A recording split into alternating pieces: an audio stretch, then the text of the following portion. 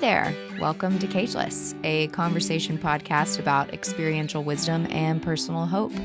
I'm Jenny Johnson. I'm a writer, and I'm asking experts, thought leaders, and my friends to share their knowledge and tools on how they found freedom. Welcome to Season 1. Today, dare I say, we have my favorite guest thus far. We haven't even started the interview, but I already know it's going to be my favorite guest. She is one of those people whom you can just feel their soul, like right up front, like right when you meet them. She's a dangerous combination of smart and funny. This is Miss Christine Carmela. Hi. Hi, Jenny. That was obscenely kind. I can't imagine I'll live up to those expectations, but I'll run with it, and I'll put that in my ego piggy bank for the next Keep 2 an to 3 affirmation business file. years. Yeah. So Christine and I have been friends for a hot second. We have not her alma mater, and I also went to school there. But we were ships in the night. We didn't like graduate together, or even like really connect until after we parted ways.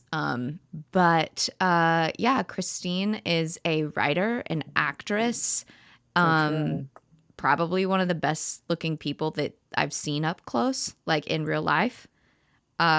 Christine, why don't you give us a little bit about you?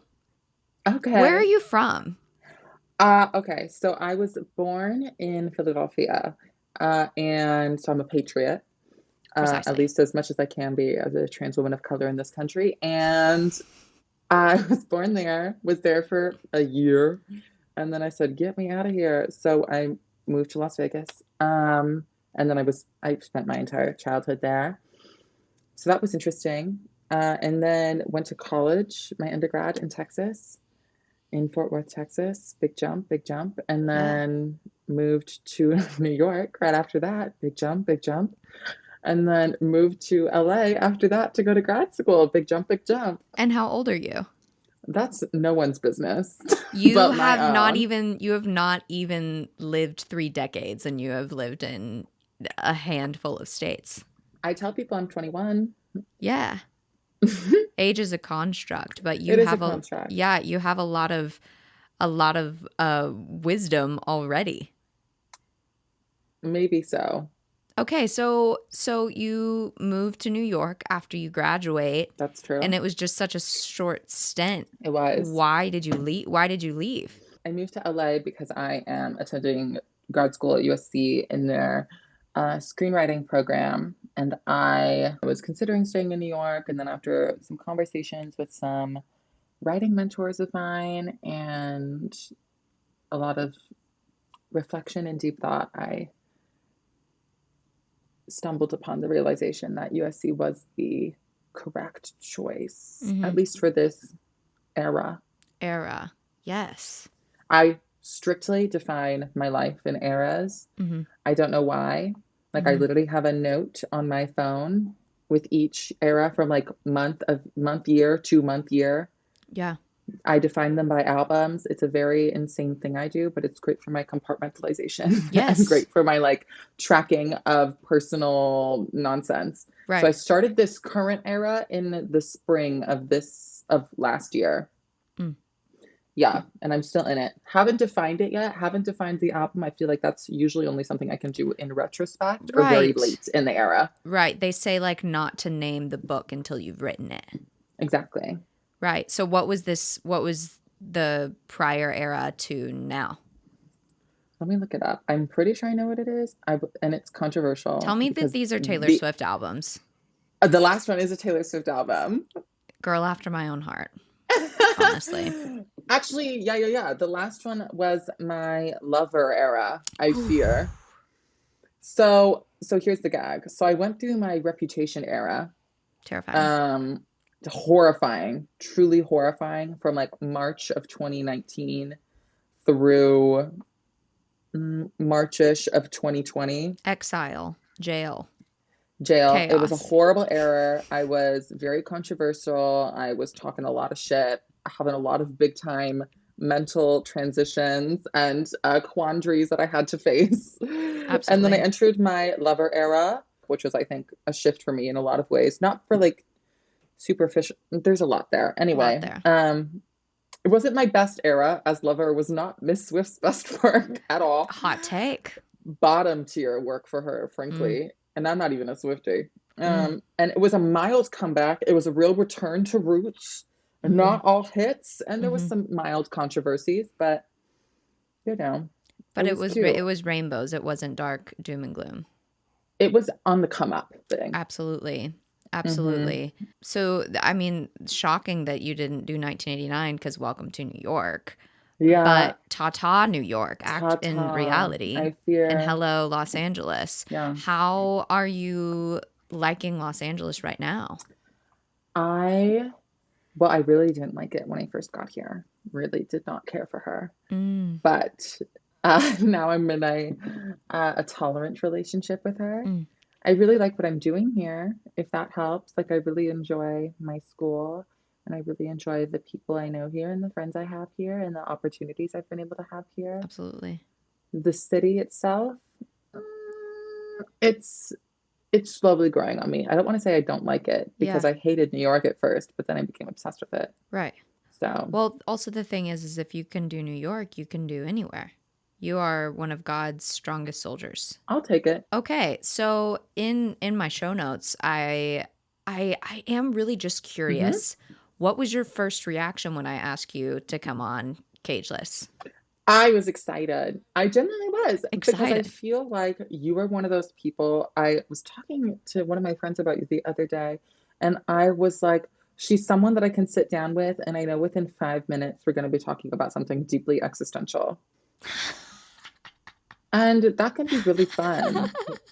Well, I mean, like I do. I love to dig, which is ironic because it's called Cageless and it's about flying and birds. I'm wearing. No one can see, but I'm wearing birds on my crying birds on my shirt today. Wow. But I do when I think of you, I think of someone who has broken the mold, broken the nest, broken the cage open, not just for herself but for a lot of different people. Christine, I met you as Chris. Hmm. Um, That's yes, true. so I would love to chat a little bit about kind of your journey with your body and your mind. Well, Chris, she's a girl that's still near and dear to my heart. I still to this day wear a necklace that says Chris on it. Mm, It's still a nickname that I use with my nearest and dearest, mm-hmm. a name that I've had since, birth. Mm-hmm. Um, but in many ways, she is dead. Which is fine, honestly. And there's a lot there in terms of, oh, I think a lot of trans people feel the need to like literally kill off, murder, destroy any proof of their past self, Mm, which is, I'm sure that works just lovely for some people. right. I'm sure that's beautiful and refreshing and necessary for some people, but it was never the path for me and it was never the thing that I needed. I think I just more so needed to make peace with my past self and kind of understand why they did what they did, what their struggles were, how they impacted who I am today, how they impacted the people around me when I was at my lowest and most volatile. Right. Who Chris was and what she was about and why she was about that and how that person became the person I am now. Building ground.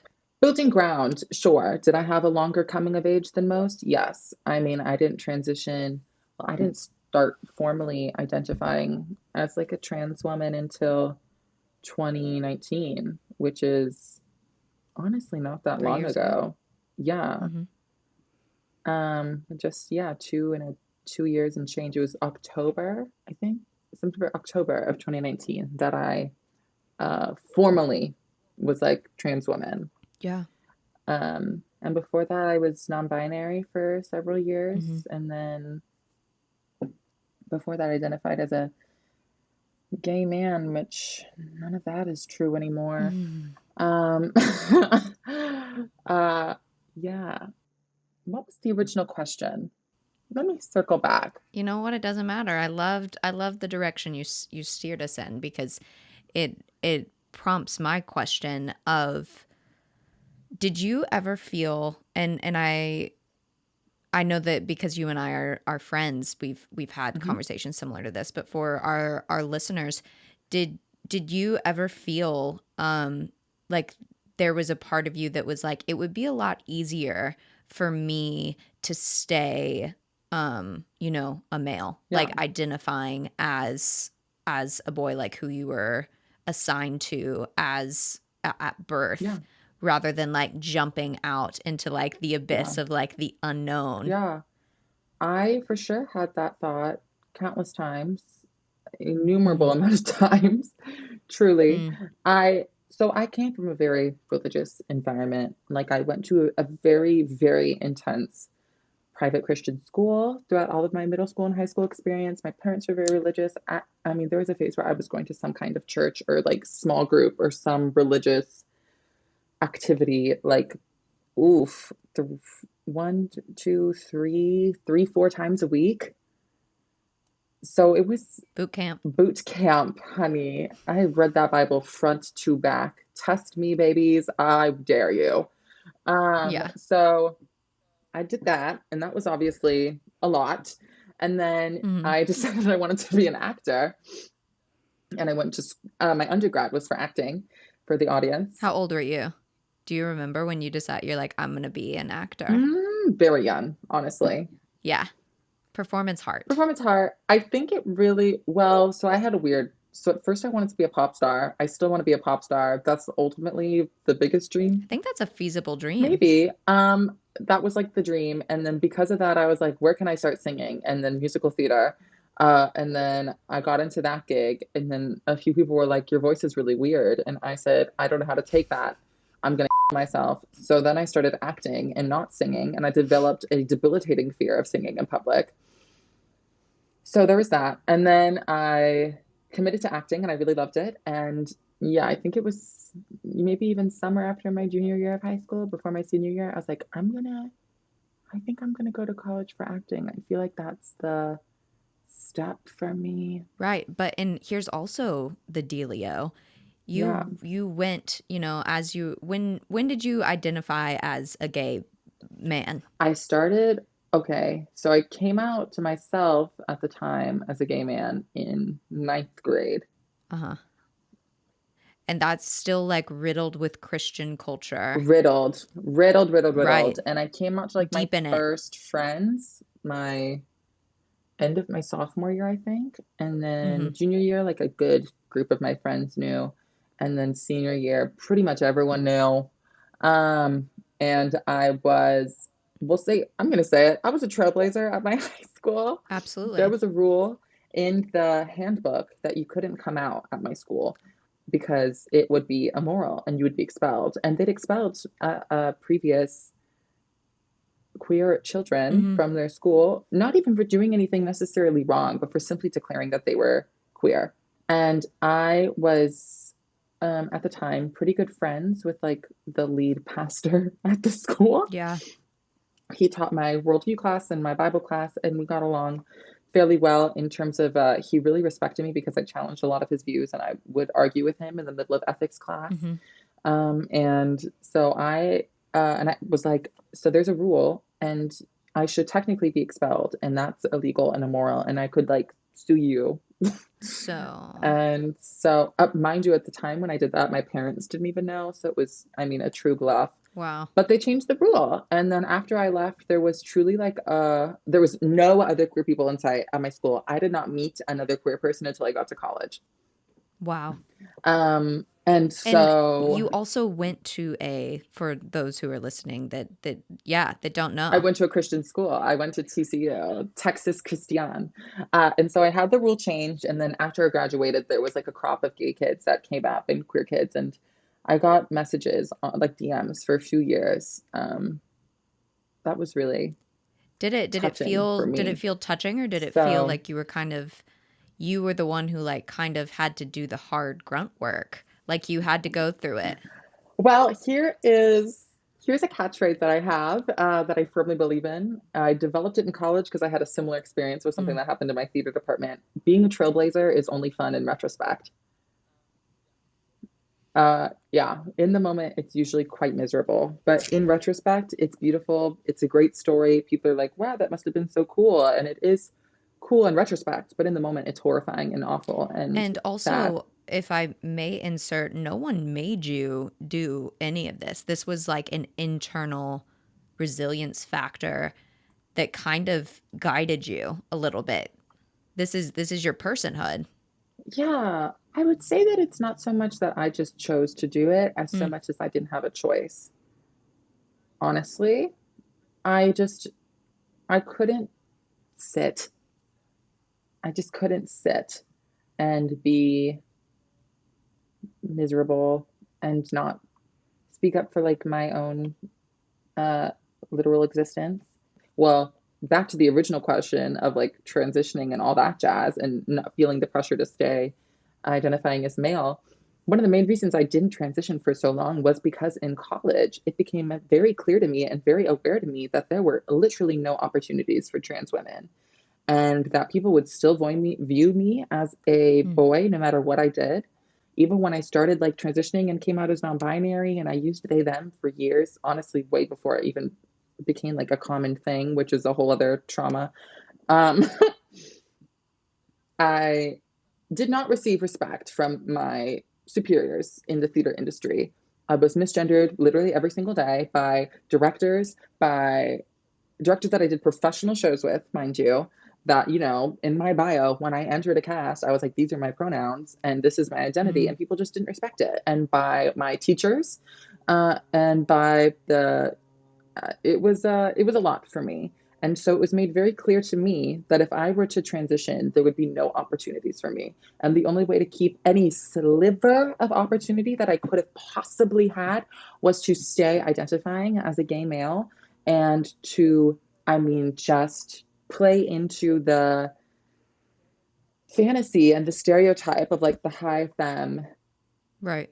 queer man and the stereotype. And because I mean, there is a market for that, also a very small one, mind you, told that it would just never work out. So even when I was identifying as non-binary, I definitely did some things and auditioned for some things that really hurt my spirit because they were things that didn't feel authentic to me or true to myself, and it tears you down slowly but surely. And it's like, And how do you sleep at night knowing that like the injustice that you're feeling, other people are probably feeling too, yeah, and you yeah, are aware that like you can do something about it, but it's yeah. going to be hard and it's going to hurt. Completely, completely. And there's a moment that I will never forget. I realized the later half of my career at TCU in the theater department that I definitely made impact on the student body, on the Absolutely. even the school to a certain degree. Honestly, I hate to sound that way. Oh no, I mean I can co-sign. Um, and to like the faculty, and I had received a lot of comments and affirmations about that. However, all that was still consistently met with a fundamental disrespect of my identity, which was so eerie to me. Right. And like at my final, our theater department has like a gala at the end of the year to celebrate the graduating seniors. And the chair of the department at the time introduced me and was like, this person has been a humongous culture shifter in this department and in this school. Huge impact, influential figure. Can't wait to see what happens next. Here he is. How did that feel? There was a snap in my brain, genuinely. I was still identifying as non-binary at that point. I was using they, she interchangeably. I literally hadn't been using he for years at that point. It was just crazy to me that even after all the progress that we've in theory made and that I'd been placed as the poster child of, I still was not given the fundamental respect. And then furthermore, after I graduated, there was a freshman that came in who is a dear, she's a daughter of mine. She came in, she came out as trans, like at the end of her first semester. It's after I graduated, and she reached out to me. I was the first person she came out to, which was a huge honor for me. And she'd only heard about me from the grapevine. And because I'd been like the poster child for queer change in the department, even though I had only been in a singular show at my school the entire 4 years I'd been there. Which was beautiful, and I loved it. Thank you. And in that show, I was a bit part. I was barely there, but nonetheless, Memorable, though. Yeah. So this beautiful young girl came out to me, and she was really worried about how the department would take it. And I was like, I mean, yes, there are going to be struggles, but I think they've come a long way.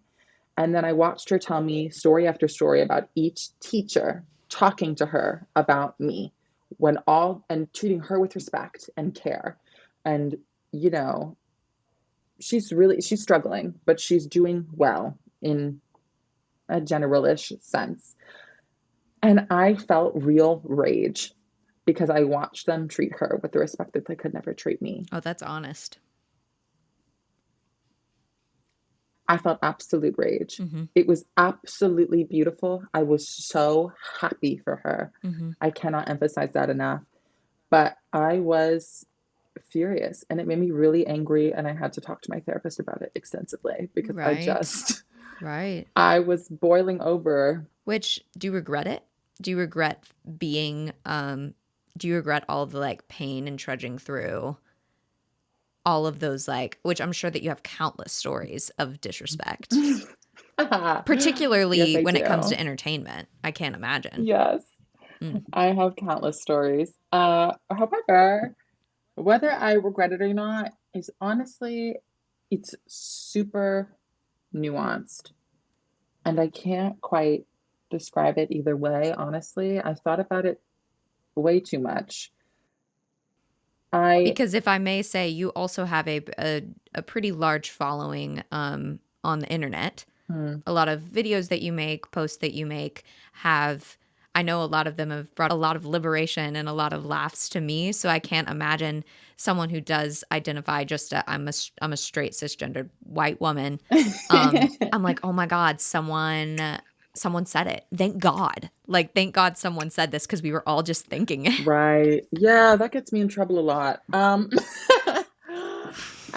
Even though people are thinking it, they don't want to hear it out loud. No one ever wants to hear the truth, but someone's got to say it. And I fear I just have too little of a filter to stop myself. I don't ever want you to. I'll try not to. But I used to always say that I arrived just 3 years too early. Just like if I could have showed up a few years later, I would have had a violently different life. However, then someone pointed out to me, but who would have done it? You just would have had to do it 3 years later. Who would have done it? The universe is never late. Who would have done it? Who would have done it? Who would have spoken up like that? Who would have done those things? Who would have taken those steps?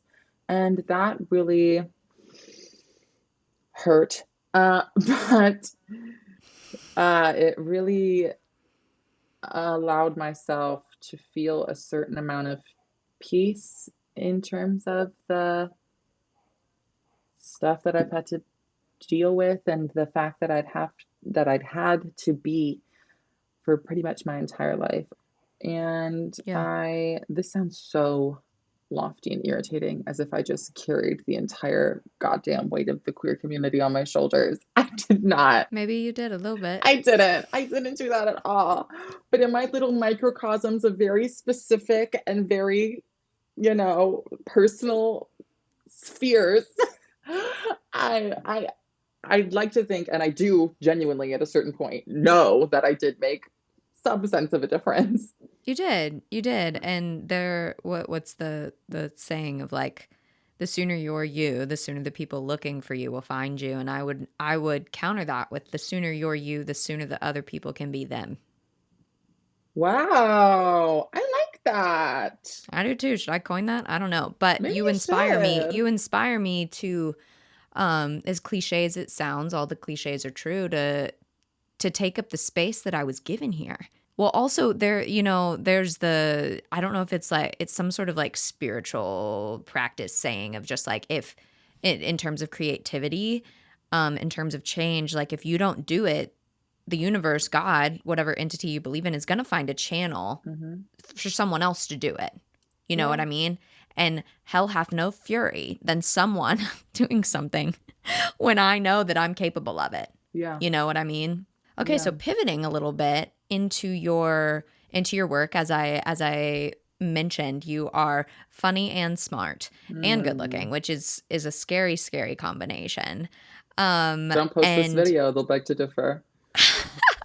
Neither of us are wearing any type of like makeup today, which like screw that. Your writing, because I have been honored to be able to read and collaborate with you in the past, is equally as unapologetic as you are. In terms of your characters, in terms of your stories, how much do you believe in infiltrating liberation through those as well, rather than just writing for entertainment? Okay. How much do I believe in inserting my own liberation into my own writing? That is a great question. I would say, so first and foremost, I think I've always identified as a comedy writer. And I think that a lot of people view comedy writers as not really saying much of intense value, and that in order to tell like meaningful, impactful, long-lasting stories, they need to be dramatic and have a real gusto and punch and vitriol to them. Is that the right word? Vitriol? Anyway, I don't think it is. Yes, two writers. You know what? We'll be corrected. I promise you. We will be corrected. Yeah, probably. So we get the gist. We get the gist. Yeah. So I am a comedy writer and I write silly little movies about friendship, is what I always say. However, inherent to those movies are my experience, and that is that I am a, trans bisexual woman of color, Latina specifically, and most of my friends are queer. Most of them are of color.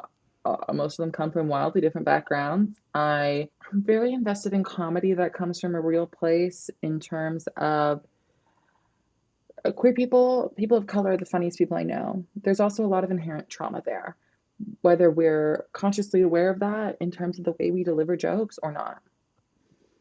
And so I think they go hand in hand. I'm not here to develop trauma porn, though. My God, trauma porn is the worst thing on earth, and it makes me miserable. And I think it's really exploitative. However, if we can show reality in a way that is also compelling and funny, that to me is what I want to do. I don't know. And I don't know any about of that you, made but sense. No, it absolutely did. I say all of the time, like, God's a comedy writer. Like, he, she, they, would, it gives us so much good material. Like, why would you not use real life whenever, if you can just like take yourself out of your own shoes for a second and you're like, hold on, this is funny. Like, this is funny right now. Yeah. And I, at least from a personal perspective, I don't like being spoon-fed Disney anymore. I don't like being spoon-fed stories that are fabricated and from a, very stale, boring, privileged place from probably a white man's pen. You know what I mean? I'm just deeply uninterested, mostly because those narratives have harmed my mind's eye. And that's a conversation. They have not been beneficial to my well-being. We look at Cinderella, we look at Sleeping Beauty, we look at Snow White, and I'm just naming off princesses. We can look at Dumbo, we can look at so many of the bedtime stories that we were told. And when you actually like sit there and dissect them, you're like, why are we telling children, like The Little Mermaid, for example? I listened to revisionist history about The Little Mermaid, and it is a sick story. Oh, it's sick and twisted. Oh my gosh, the body count in Tarzan. There's, first of all, so much death in that. Like, I am so much more interested in reading the stories from real life, just because like making things up where has it gotten us as a culture? Where has it gotten us in like terms of like shaming us into corners? You know? Okay, it's a curious concept. And I also think that I'm just so much more interested in watching people that I know from day to day. As you mentioned, you're not surrounded with you know, Troy Boltons. You're not surrounded with Rapunzels. You're surrounded I with people don't. that look real and act real and Um, have real stories and real feelings. yeah, I'm surrounded by a bunch of people that have been relegated to side Mm, characters that very much so deserve to be main characters. yes. I think that you have the most main character energy, honestly. I know any of your friends and anyone who knows you in real life would also co-sign that. You're the life of the party, Oh honestly. God, Jenny! Life of the Oh, party. you're Anytime I'm in a room doing. with you, I just feel so much more energized. It's like, oh, thank goodness. Okay, so here's another question for you. Okay. What is the biggest thing that you feel like you have had to unlearn in your like adolescence? Because we can talk about wisdom all day, but what is wisdom other than the undoing of things that you wish you hadn't been taught? I feel like I have spent most of my adult life desperately trying to unlearn most of what I developed and learned in my adolescence. Mm, Honestly and truly. I mean the list is so long. Um okay, I'm gonna do mm, like a top three, I think. So number one is that I think I went through an era where I believed I was truly a victim. And I think that was because of the way a lot of people had bullied me in my youth. And I realized that most people are coming from a place of absolute ignorance or just lack of understanding. I mean, in high school, I had this friend of mine, and I'm still friends with him. He used to bully me relentlessly. And then he became boyfriends with one of my good friends, and we slowly but surely mm. started to become friends. And years later, in our adulthood, we were talking to some of his friends that he met in college, and people were asking how, we became friends. I was like, it's actually really funny because he used to be one of my biggest bullies. And they were like, what? And even my friend was like, what do you mean I was one of your biggest bullies? And I was like, you used to tease me relentlessly. You called me horrible things. You said horrible things about me to my peers and to my face. And he was like, I guess I didn't realize. Hmm. Like he truly just didn't know at the time that what he was saying was harmful. Right. And I feel like that's the case for most things. It's not even personal because like It's not personal. whatever their insecurity is, they're probably going to be projecting on you. Whatever their insecurity is, they're going to be projecting. And honestly, so much of it is learned behavior. He came Right. from a very Christian environment, so he saw me very different, and he didn't know any better but to point it out and ridicule it because that's what Right. he'd been taught. It's Right. so cyclical. It's scary. And I Well, know it almost this, takes like the inherent worth of the insult out of it because yeah, it's kind of like, oh, like the core of my yeah, being isn't actually wrong. yeah, Like it's just all yeah. of the wrong that's happened to you. And once I realized that what people said I could choose to let it have no power over me, it, changed my mindset. I've always Hmm. been someone, you can ask my parents, I've always been a bitch to not let a know that they've hurt my feelings. I refuse.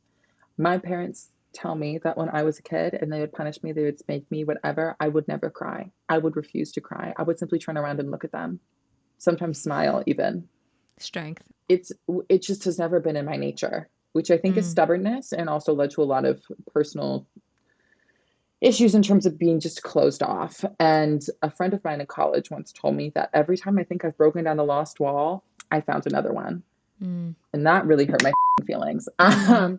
However, it really brought a certain level of awareness to me. And he didn't mean it to be hurtful. However, it really opened my eyes to the way that I am, going about and conversating with people that I consider my closest friends. Mm.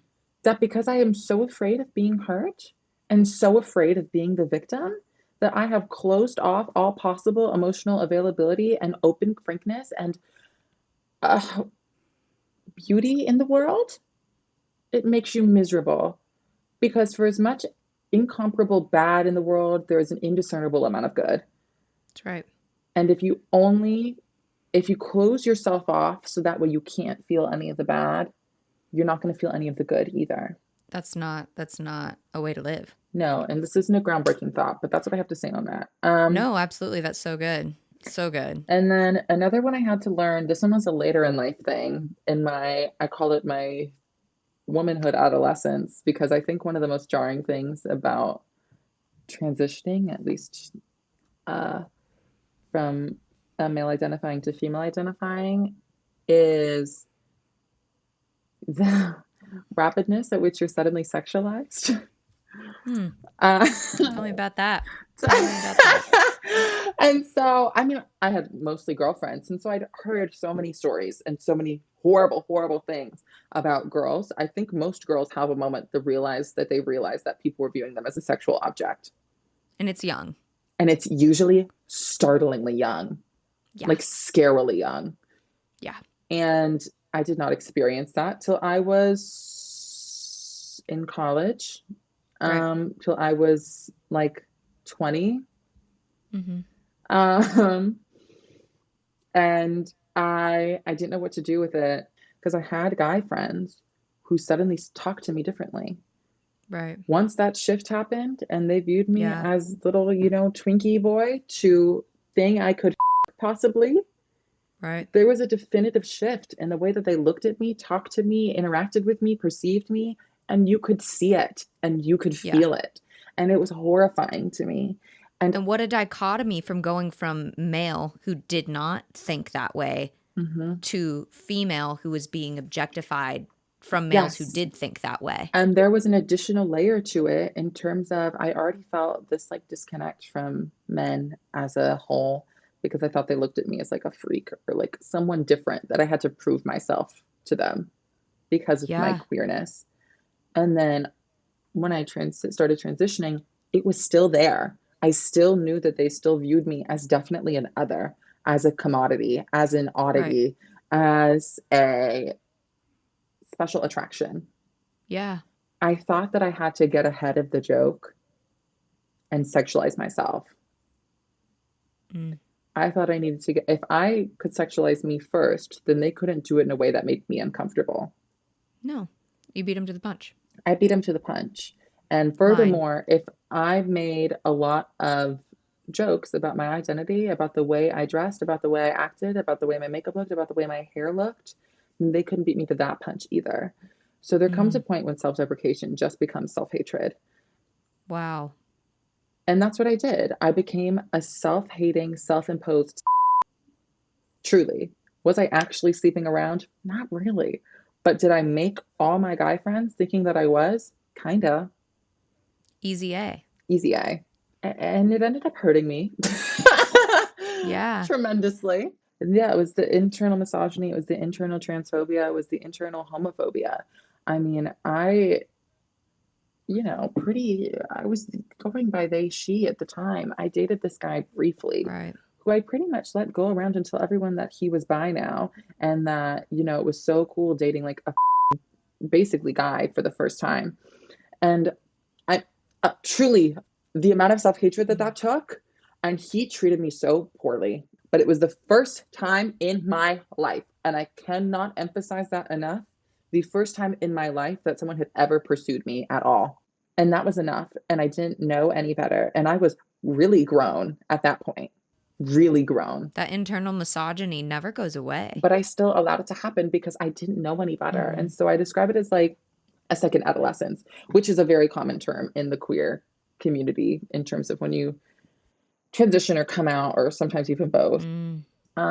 You go through kind of a second adolescence in which you kind of have to relearn everything that most people learn when they're like 13 through 16, when they first start dating, when they first start, figuring things out about their sexuality, when they first start presenting themselves to the world. That's a whole other thing. The way my style had to evolve because of transitioning, and it's a very long journey. So sexualizing myself was a huge thing that I've had to unlearn, and just to be comfortable in who I am and set boundaries for myself. And I still do it, kind of, and I'm still actively working on it, but I refuse to make myself the butt of the joke anymore.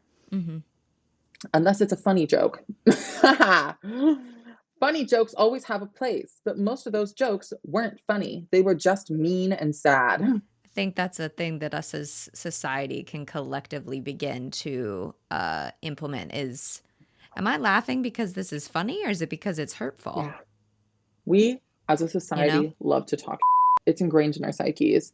It's wonderful when you think it won't actually hurt anyone else. But then once you take a step back and realize that it's actively hurting people, like to a deep psychological level in the way that they view themselves in their everyday lives, it makes the joke a lot less funny. A lot less funny. Okay, wow, what great answers. So just, though I do not want this conversation to end, you and I are known to talk for hours and hours, until inappropriate hours. But last question for now, until I have to have you back on. What out of all of this reflection of your remarkable journey thus far, what would you tell your younger self about freedom? What would you say to her today? About freedom. Mm-hmm. If I could go back in time, I would go back in time and tell little Chris that whatever people are telling you to be, or you think you have to be, you never have been, you never will be, and you never have to be. You're just never that. You've never been that one, and you're never going to be that one. And that makes you better. Mm. And stronger and beautiful. And it's really hard. And it's really hard. And a lot of times it just gets continuously more hard. And sometimes it gets better. Sometimes, I usually hate that phrase, but mostly you get better. Sizzling. Do you think she would listen? No. And that's what makes her Christine. No, I don't think she'd listen at all. I think she'd just keep doing whatever she wants to do. She's going to look me in the eye and say, you old hag. Get the away from me with your raggedy hair. Put a brush through that. Change your clothes. You look like a 30-year-old cosplaying as a 20-year-old. What the are you doing? Oh, that's too good. She'd just start insulting me. I know she would. And you know what? I would start insulting her back. And you would give it back. You would absolutely give it back. Like you give everything back. You are I don't know if you've ever played basketball, but you are wonderful at bouncing it back. I played basketball in my time on this stupid little earth. You are kind of a supermodel, so you have the height. You could do it. I was bad at it. I really was horrible at it. Do you want to hoop sometime? I play it ironically. Define playing basketball ironically. What does that even entail? So I was never athletic. I'm still not. Mm-hmm. I was on the juggling team. There's a juggling team? In where I'm from, absolutely. Was I also made fun of? That's another conversation. Yeah, for sure. But yeah, I started trying things that I knew I wasn't going to be good at. Like on Fridays this past summer, I started trying new hobbies. So I'm like, I know I'm not going to be athletic. I know I'm not going to be good at this.